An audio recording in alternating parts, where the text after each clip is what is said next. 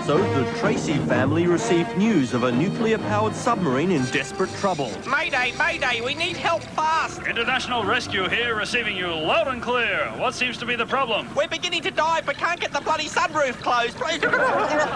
Mr. Tracy decided to answer the call himself. This is Dad calling base. Boys, visibility is very poor. What do you think I should do? Everything's looking really blue at the moment. Well, this is just a shot in the dark, but have you tried taking your sunglasses off? I can't. They're glued to my eyebrows. I think Dad's really flipped out here doing a rescue mission on his own. It's a big worry. Forget that. Who said you could sit behind the desk? And it's my turn for a go in the swivel chair. There's only one way to settle this. Let's call that blonde guy in outer space. This is Scott to blonde guy. Scott to blonde guy. It's my turn to sit in the chair, isn't it? The name's John, and if it's anyone's turn for the swivel chair, it's mine. Damn. Now, where's Dad? Where indeed was Mr. Tracy? Whose turn was it to sit in the swivel chair? And why is the blonde guy talking into an ice cream scoop? Find out in next week's exciting episode of Thunderbirds! We left our last episode with a suspicious submarine lurking off Tracy Island. What was its sinister plan?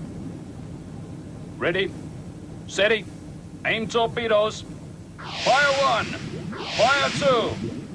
Oh, I fired 3 as well. Oops, there goes 4. Missile 1's on course, going straight as a die. Are you sure about that? Of course I am. Have a look. See what I mean? Bang on course. Nothing wrong with this baby. Actually, I could be wrong about that. Oh, dear. Goodness, it's... Don't worry. I reckon the chances of us being hit by our own torpedo are 1,000,000 to 1. Not a lucky day. Will the submarine crew survive? Why didn't the Tracy boys get one line in this episode? And what happened to the other 3 torpedoes? Ouch! Find out tomorrow in yesterday's episode, Mr. Tracy mysteriously disappeared in the family Learjet. Back home, the boys were worried. I'm worried about Dad. Me too, Scott. I just tracked his plane heading straight toward Lady Penelope's holiday house. You don't think the two of them could be, I'm in the mood for love simply because you're here. Mr. Tracy, the runway is clear. Forget the runway, Parker. I want to know about the sleeping arrangements. Are we talking a guest room scenario, or, I think you're in luck, sir. When I asked whether I should get out a fold-away bed, she said, I don't think that will be necessary, Parker. Bingo! Meanwhile, out at sea, an oil rig was being battered by torrential waves. We're starting to sink. Throw everything overboard. Except the lifeboats, moron. Would the oil rig go down? Would Mr. Tracy get the foldaway bed? And would Scott ever get rid of that checked shirt? Find out in tomorrow's Puppet-Packed edition. In yesterday's episode, Mr. Tracy had arrived at the beach house of a longtime friend. Ah, Penny, it sure is good to see you again. Sorry I'm late, Jeff. It's just so hard to move about in these jodhpurs. Now, how about I pop upstairs and slip into something more comfortable? Cool. I was thinking maybe the two of us could have a quick round of new Twister. Now, see here, I'm just not that kind of puppet. Besides, you remember what happened the last time we played, don't you, Jeff? It took simply hours to untangle all the strings. How about a quick sauna and rub down then, sweetie? I think you should go and take a cold shower right now. Thanks for nothing, Buffhead. Back on Tracy Island, Scott was up late when suddenly a message came through. Hi, Scott. This is your father. How's it going? Dad, where are you? We found a note on the fridge saying you had some business to take care of. That's right, son. A lot of paperwork. I'll speak to you tomorrow. Okay, Dad.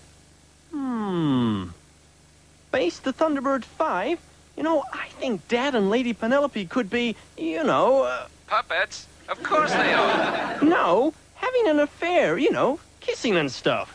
Forget that. I've just discovered something even more amazing. If you press the right button, this chair actually spins around. Ride 'em, cowboy! Would Mr. Tracy have to take that cold shower? Is Lady Penelope related to Carol Brady? And where on earth did John pick up that pair of blue gumboots? Find out in tomorrow's action-packed edition of... In yesterday's episode, there was a major emergency aboard an oil rig. Oh, it's no good. It's just no good. I simply can't seem to get my hands unstuck from these binoculars. And what's more, that storm's heading straight for us. If I know anything about these scriptwriters, we're in real trouble. I know. This might sound cliched, Uh-huh. but let's call International Rescue.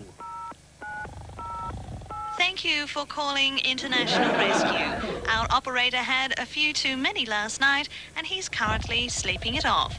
We recommend you try Thunderbird 5. Thank you for dialing Thunderbird 5. Our operator also had a big night. Don't want to give away too many details, but we're talking 12 chocolate thick shakes and a couple of dancers from Jupiter's Casino. We recommend you try again after midday. International Rescue! Isn't anyone there? Boy, did I have a big night.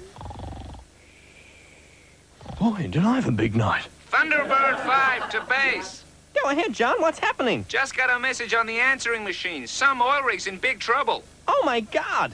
But there's worse news. You know that dressing gown that Dad bought me? I'm wearing it again. When will John get rid of the bathrobe? When will Scott come to terms with his drinking problem? And when will those blokes on the oil rig ever stop wearing polo neck jumpers? Find out next